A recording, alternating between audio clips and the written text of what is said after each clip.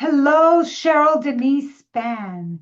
I am so excited, Cheryl, that you are part of the 2026 Women of Color Leaders Symposium. I can't wait to interview you and to hear your wisdom about care. And, well, I won't give it away.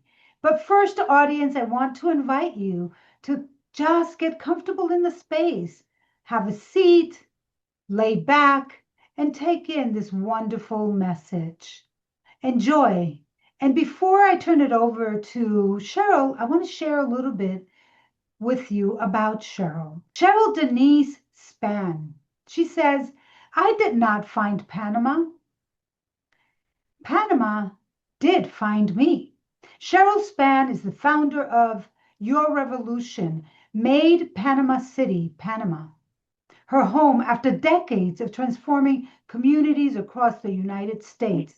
With a dual master's in and degrees in community economic development, social work, plus a business administration background, Cheryl brings unique insights to the African American relocation experience. For over 26 years, she championed underserved populations, especially women and children, through strategic community development, policy advocacy, and cultural leadership programs. Her deep understanding of the African American culture, their needs, and community dynamics drove her success in strengthening governmental initiatives and building supportive networks nationwide. Her mission remains unchanged, empowering people to create the life and the community they deserve. Today, she is going to share with us what she titled Your Evolution Society, a story of transformation and community. And I want to start, Cheryl, by asking you to share with me when I asked you about the title of your business, your work, your talk here. I said, is it your revolution or your evolution? And you said, let me tell you, Santa. So let's start there. Tell me about that. Well, first of all, thank you for having me, Mhm. Santa. It's always a pleasure and an honor to be able to work alongside with you, and particularly in this movement at this time. Yes. So, yeah, Your Evolution Society .com has been with me for some time. And what I mean is that it depends on the individual. Either there's a revolt or of some sort going on in one's life, while one can also be evolving. So it's a play on words. It's your evolution or your revolution. And anyone within that society, they get to determine what it is for themselves. I don't get to determine that. Mm-hmm. Um, Mm-hmm. but for myself, it's a little bit of both depending on the season in my life. Mm. Yeah. Thank you. Thank you. I love that. Your evolution or your revolution, right? Because when we're evolving, sometimes it may feel like a revolution to those that are around us, right? And Exactly. and sometimes even it feels like a revolution within us. Evolution requires change. And so thank you for explaining that to me. So I have a question. My first question to you is when you're in need of a reset, what is your go-to, Cheryl? Wow. Okay. Mm-hmm. It depends on the reset. And the reset is determined by what's going on at that time in my life. So I have quite a few happy places, but more pointedly, this evening, for this evening's discussion, what comes to mind for me um, of late here in Panama is being able to totally submerge my body in water Mm-hmm. uh, to reset the past, the present, and the future. So, what I found out, I've been here 2 years this month, that bathtubs are not really the norm. They're not prevalent here. Mm-hmm. And so, after being here 2 years without a tub, I felt really compelled to do something about that. And So I invested, well, my loved one invested in a what's known as a disposable tub, a Wow. collapsible, not disposal, collapsible. Hmm. Um, you just take the measurements and Amazon, and it's ergonomic, and it allows me to totally submerge my body Hmm. when I see fit to reset, um, with all that goes with that moment when I'm resetting. Hmm. And Santa, when I thought about this discussion around, well, what do I do and when do I do it? The Hmm. bath thing came up, and I had to go back to my childhood in the Hmm. 60s. Hmm. Um, Growing up as the only girl, the baby, uh, once a week, every week on a Saturday night, Hmm. Hmm. my mother made sure that we got a bath. Hmm. Um, and you were allowed to just, do your thing, relax, play with your toy, whatever. And then before the water started to turn cold, you had to actually bathe. Hmm. And that's how we set the week for Sunday, Sunday school, church. And then for the rest of the week, you would wash out of the sink in the basin. But that was a renewal. That was like a new beginning for the week to get your day started, to get your week started. And I enjoyed that as a child. What a And wonderful treat, huh? yeah, and Hmm. Hmm. that was our ritual.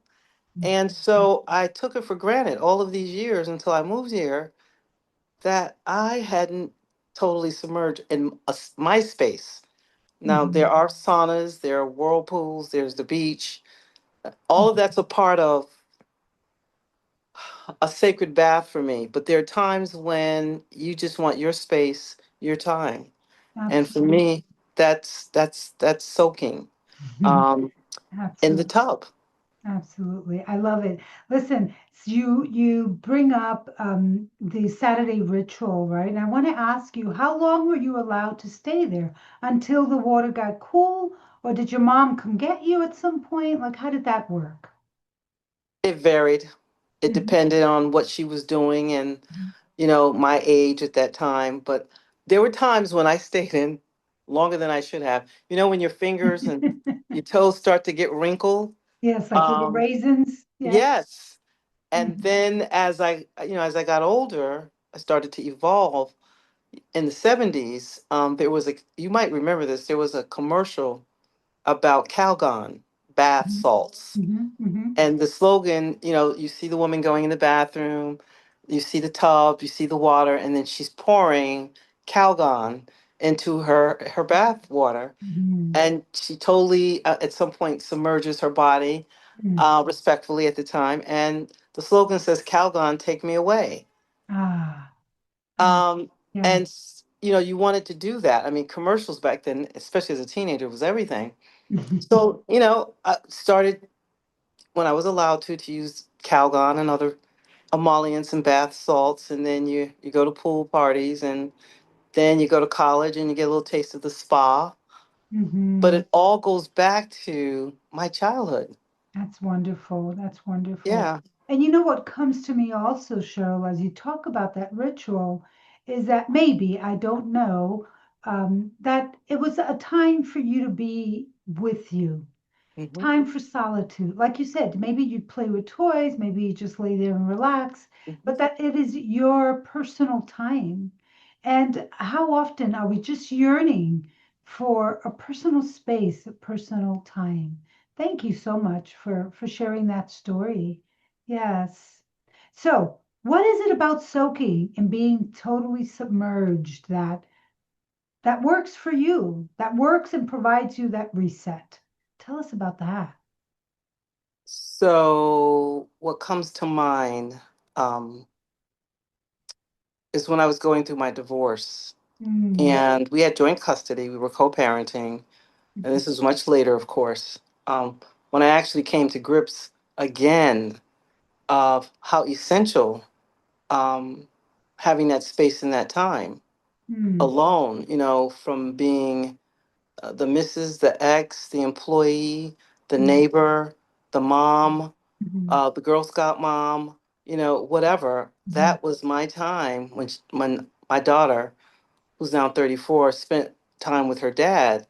Mm. I made sure during that time I lit the candles, the lemongrass, Nice. glass of wine, Coltrane, and I would just soak.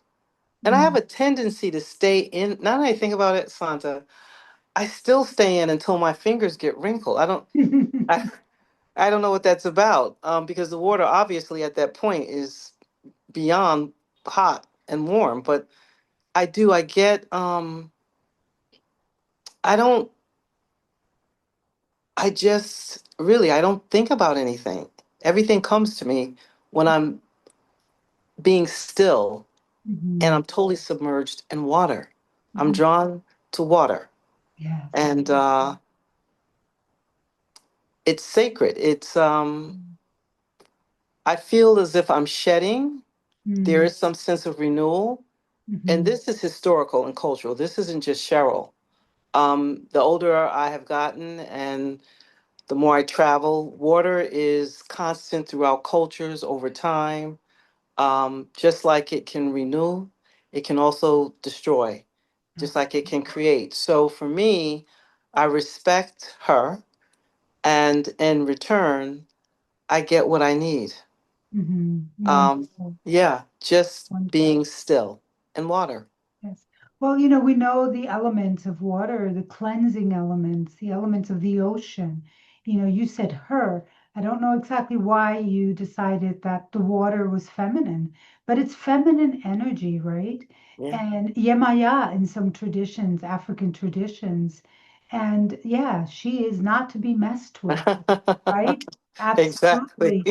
So to know that there's so many different roles that we play, and you had that time when you had time alone to just be with your cleansing ritual. It's a cleansing ritual, not just for the body, but body, mind, and spirit. And then to combine that with some of your favorite things, right? Your candle, your music, your glass of wine.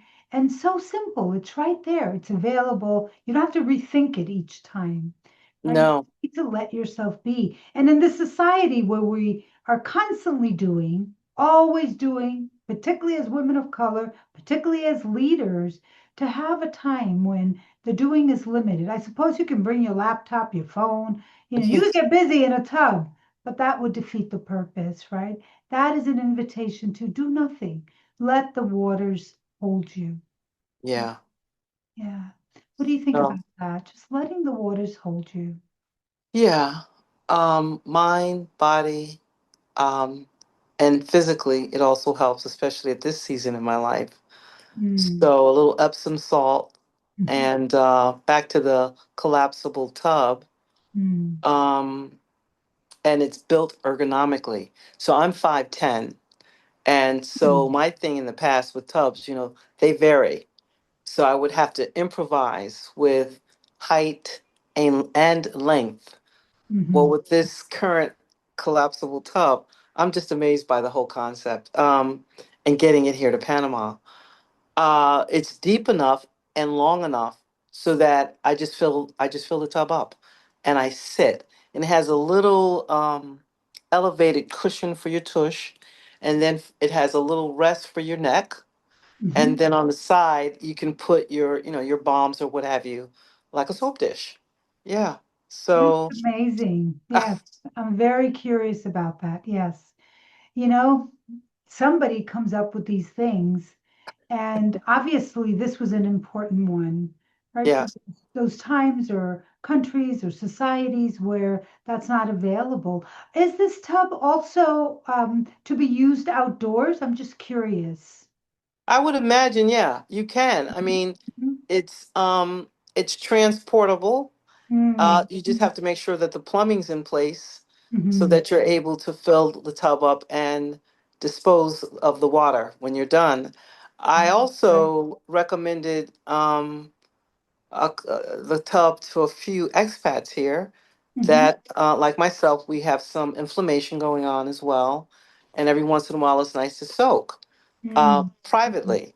mhm, And I'm working with a regenerative physician here, Dr. Duncan. He's a household name. And I also shared the link with Dr. Duncan in the event that there are other expats like myself that may be living in a high rise with just a shower and was wondering. One of the recommendations was go to a hotel. Go to a hotel, sit in the Mm, tub. mm, Yeah, that is an alternative, mhm. but it's not the same. But why? When you have your collapsible Now, tub and it's right in your own private oh, space, right? yeah, you're Beautiful, all, yep. beautiful. So he chuckled and thanked me at the same time and said he would definitely consider, you know, referring folks to that link Hmm. um, should they be interested. So that's just another Excellent. way, yeah, and empowering men and women, but women in particular, because women here, there are a lot more women in my age group here than ever before, especially in the African American community. And what we're realizing is that not only are we retirees, but we're also vulnerable. So Mhm, whatever we can do to support, refer, mhm. um, and do what we do, that's what we do. I never imagined that I would be someone to advocate a collapsible tub in Panama. That is That's wonderful. divine. It's That divine. that is divine. And I want to take this opportunity, Cheryl, to ask you. You said expats.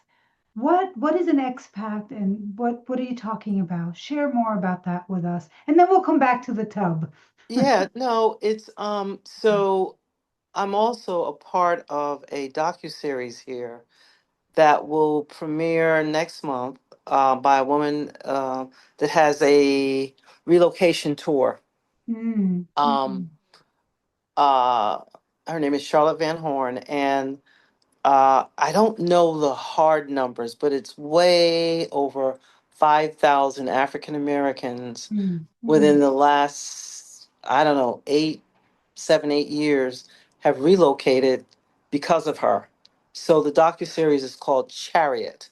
They combined Harriet Tubman with Charlotte and came up with Chariot. So your question to me again was, okay, so mhm. um Expats. expats, Mm, they I don't want to limit it to just African Americans. It's when you decide to relocate to another country and gain either citizenship and or residency. In my case, and in the expat community that I'm a part of, it's primarily residency here in Panama. And what mhm, I mean by that is it's specific to a certain group, not just by age, but if you're retired, mhm, you can apply for what's called a pensionado visa under the Friendly Treaties Nation, which basically allows you to age in a place that's affordable for you to age in. And wow. so you get discounts from international travel, hotels, food, Mm, restaurants, nice. the whole transportation. So, and I forget where I heard the quote, but this is the African Americans historically in the US, descendants of the Mid Atlantic, have had several migrations. But the producer and the filmmaker for this docuseries indicated that this is the first and largest migration in history Mm, mm, for African Americans to mhm, migrate. And what I found interesting, Santa, is mm, that they're women mm, solo. I mean, this isn't they're married couples, they're families, mhm, but we're older.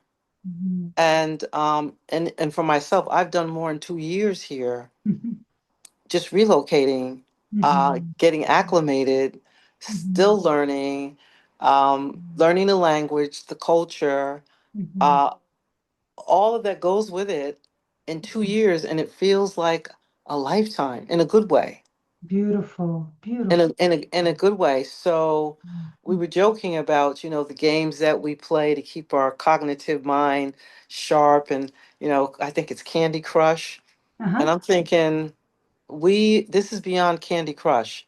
This is Mm, definitely a revolt and an evolution of sorts. within the society of expats. Mm. So, yeah, Thank and you. it's Thank going well from what you. I can tell. Yeah. Yes, from what I can see. Yes, yes, Thank you. beautiful. Thank you. Thank you. So back to the tub. Would you mind Yeah. sharing, Cheryl, just a few examples of Um, exploring the cultural bathing rituals and symbolisms? well, let's look at Caribbean, Latin America, for example, in Brazil, Cuba, and Mexico in particular. The cultural tradition and customs for bathing for women in particular. And Hmm. I'm just going to cheat a little bit on my notes, but in Brazil, it's called Brazilian Bota de Sauna, a Mm. traditional sauna and bath ritual, um, often with exfoliating scrubs and Sounds herbal good. infusions. Mm. Okay, so Yes. again, it's like the spa. It's something that we know, but we just do it without thinking. I'm speaking for myself until I knew I had to prepare for this, and I thought no, and I started looking at other cultures historically over time, and then in Mexico, they have a steam bath ceremony for purification, Mm-hmm. which entails relaxation, spiritual growth, often with medicinal herbs. Yes. And then in Cuba, they have herbal baths with plants like Mm-hmm. mint and lemongrass, which I mentioned earlier, used for relaxation and healing. And across all cultures, Japanese, Hindi, Cuban, the sweat lodges, Yes. even as far back as, the Roman days, oftentimes the common theme or themes for all of these bath rituals has to Mm-hmm. deal with purification, cleansing of body and spirit, community. Oftentimes, there's some public houses, or you Mm-hmm. take a bath and then you come together afterwards as community, which is another way of bonding with family and friends, particularly amongst women. And then self care, prioritizing relaxation and rejuvenation. And then in Mm. parts of like Africa, it's very varied and rich, from Egypt to South Africa to West Africa. But I know in Ghana, one of the rituals traditionally has been a postpartum bath, Ooh, um, nice. with women, right? Making sure that, the mom's well being is intact, mind, body, and spirit. Mm-hmm. And there's some mantras and prayers and meditation, Mm-hmm. making sure that she returns to, being vital, her vitality, Mm-hmm. things of that nature. So as I started thinking about, oh yeah, and then in Japan, they have natural hot springs that are considered sacred, Mm-hmm. um, and they're used for purification and healing. So Wonderful. throughout time, throughout history, um, water in the highest sense Yes. has Yes. been sacred and is still sacred Mm-hmm. for all of the reasons that we deem necessary. And that's why we're having this conversation, resetting, Absolutely. evolving, revolting, Mm. and making sure that we get what we need to sojourn on through this Sounds life.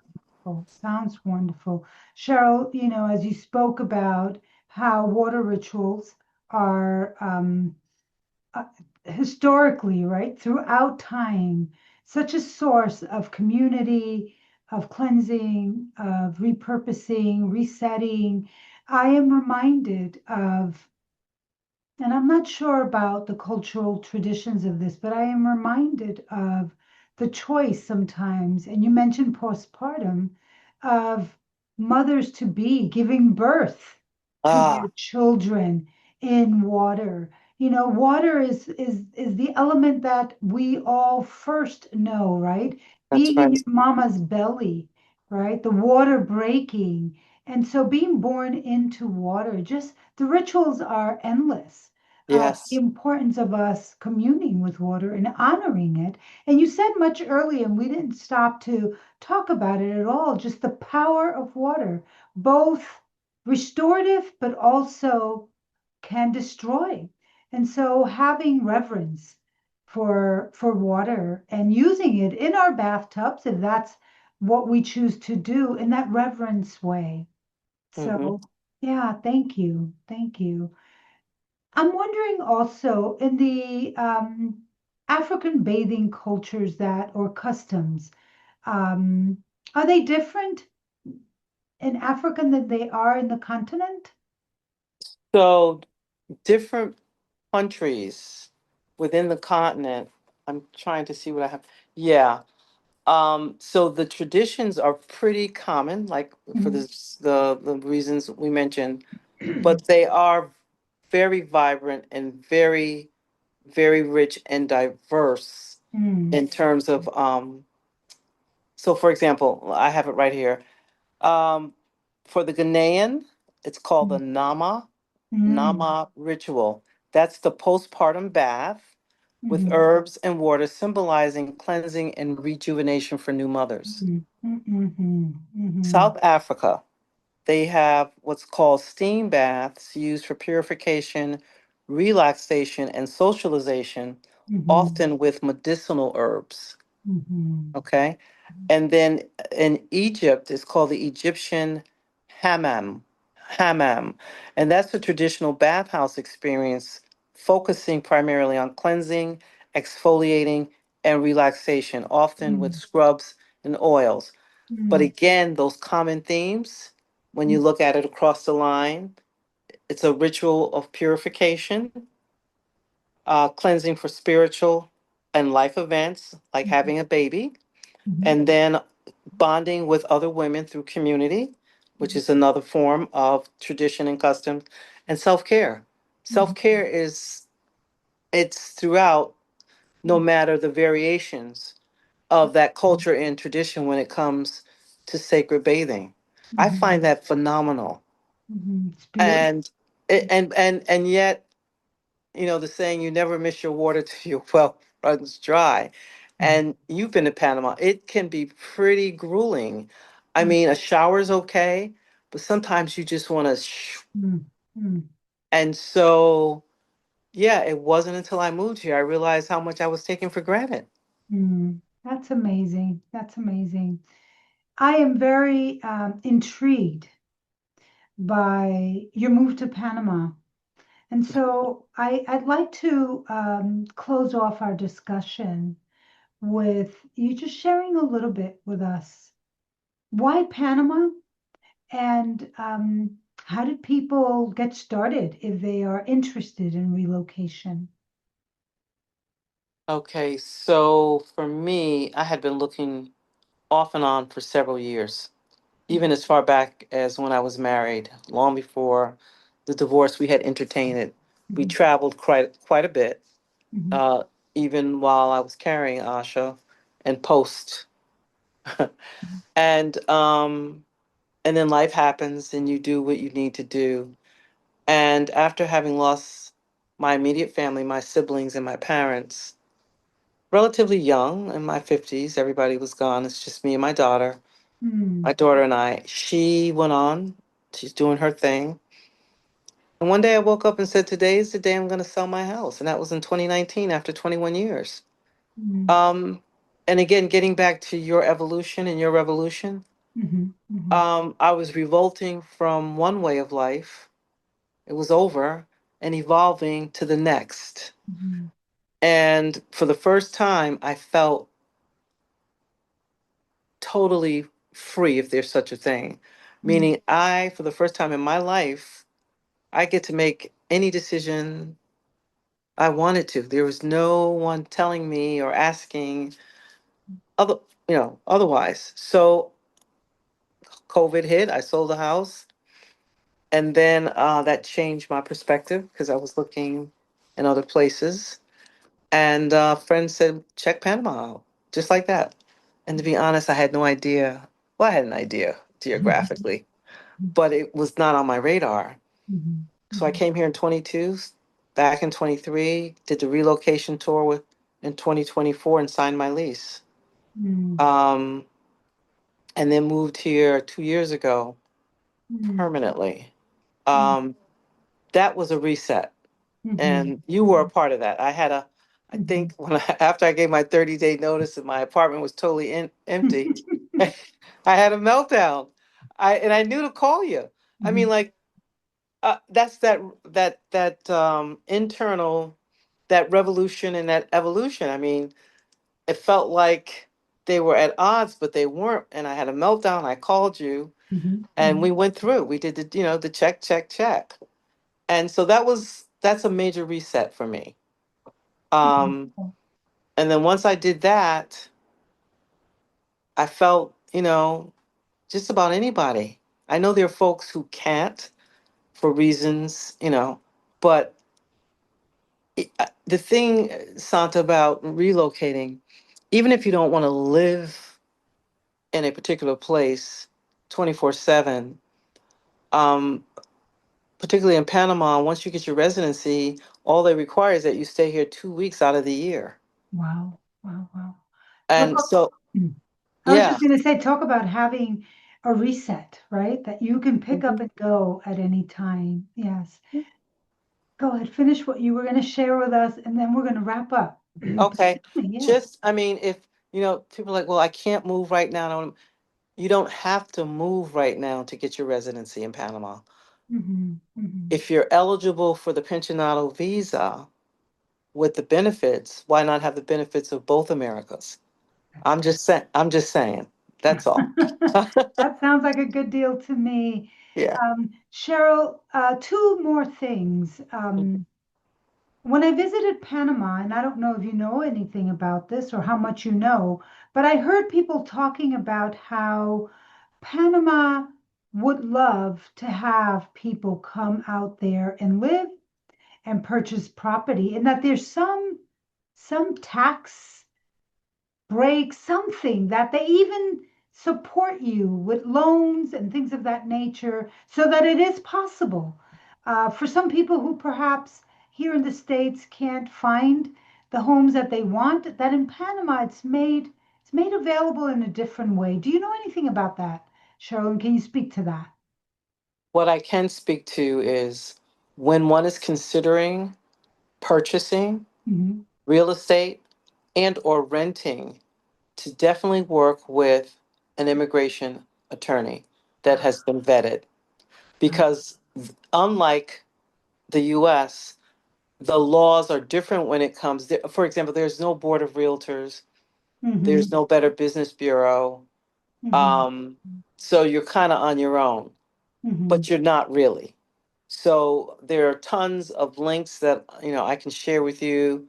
Folks are interested, and they can go on the FAQs on anything related to real estate, renting, and how to lease up, and the utilities, and how that all works together. And I had to learn as well. So Wonderful. But an now, immigration yes. attorney. No, But now we have Cheryl Denise Spann. And Cheryl, how do people reach you? How do the people who are listening and excited either about getting their own collapsible tub to recreate those rituals or maybe relocate to Panama? How do people reach you? So I will give my WhatsApp phone number for Please. those of you who are on WhatsApp. It's area code 202-255-0846, Okay. Okay. and or email span SPANN 2018 at gmail.com. Wonderful. Thank you, Cheryl. And of course, audience, I want to let you know that you're going to get other information that Cheryl has put together to share with us and, to kind of to bring us to full circle. When you need a reset, I want to say, remember your culture, remember your traditions, remember that it can be simple. Remember that you Mhm. deserve to have a reset as often as you need to. And I think as women of color leaders, we must. So thank you for joining us. Cheryl, thank you so much for your gift today. And stay tuned, there's more to come. Be well, everyone.